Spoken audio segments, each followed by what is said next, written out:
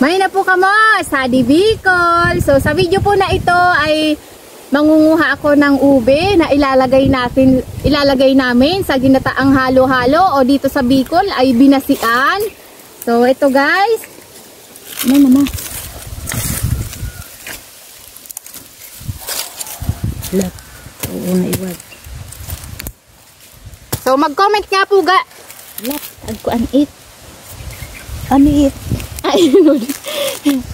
So mag-comment nga po guys yung naka-experience na din manguha ng ganitong ube. At mag-comment nga po kayo guys kung ano yung pinakamasarap na luto dito sa ube guys. Salamat po. So ito guys, wala na po itong mga puno dahil nga po ilang buwan nang hindi umuulan dito sa Bicol kaya natuyot na po yung puno niya. So laman na lang po yung natira. So ito guys, syempre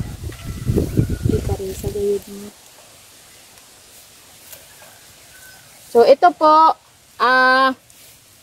sisimulan ko siyang putulin. Isimulan ko siyang putulin dito sa may hindi ko isasamong kukuhanin yung pinakapuno niya guys kasi pag umulan ay tutubo po ulit yan at maglalaman ulit. Ooh! Oh, ubing-ube guys, super fresh. Maganda nga ito guys na laman na to kasi mababaw lang po siya. So ito yung puno niya, itatanim ko po yan maya-maya pagkatapos kong kuhanin yung mga laman. Wow!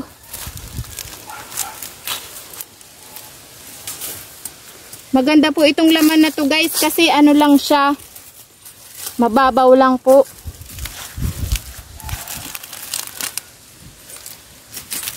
Pauno na din.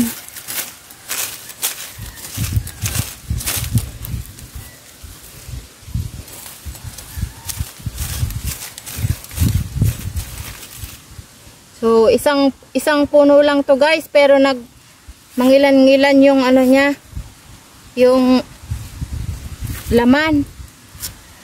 Uy!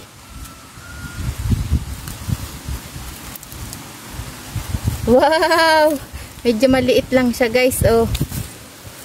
Pero okay lang dahil marami naman yung kanyang laman. Kahit medyo maliit. Yan, pwede na agad kabuton mo ko kamot.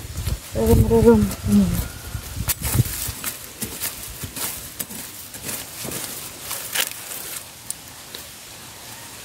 Pero nugad di ma. Kaya na itong kiton. Magigilo-gilo na nga ni.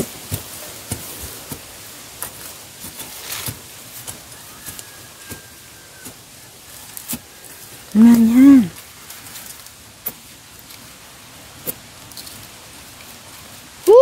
Sana guys hindi maputol kasi sayang yung laman niya.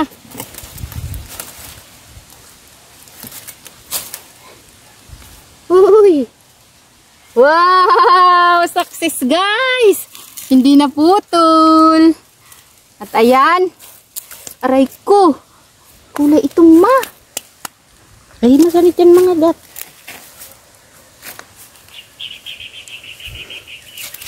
Ang kuha ng kulog.